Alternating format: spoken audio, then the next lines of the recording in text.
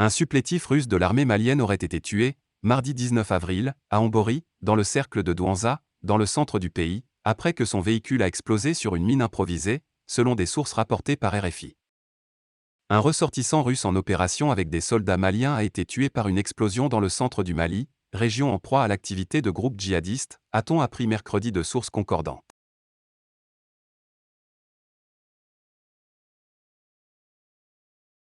Un ressortissant russe en opération avec des soldats maliens a été tué par une explosion dans le centre du Mali, région en proie à l'activité de groupes djihadistes, a-t-on appris mercredi de sources concordantes. Selon de nombreuses sources maliennes et internationales, notamment humanitaires et militaires, un véhicule de l'armée malienne, plus précisément de la gendarmerie, aurait été touché mardi matin par un engin explosif improvisé à Ambori.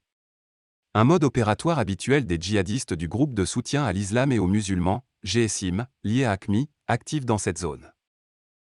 Selon une source sécuritaire, un détachement composé de soldats maliens et des instructeurs russes a subi dans la matinée de mardi une attaque à l'engin explosif artisanal près de la ville de Ambori. L'explosion a fait un mort, un instructeur russe, décédé après avoir été évacué par voie aérienne jusqu'à Sévaré, à quelques 260 km au sud-est, a-t-on ajouté de même source. Nous confirmons qu'un militaire de nationalité russe est décédé mardi des suites de blessures à Sévaré. Il a la trentaine. Le véhicule qui le transportait avec des militaires maliens a sauté sur une mine, a déclaré une source hospitalière jointe dans cette ville.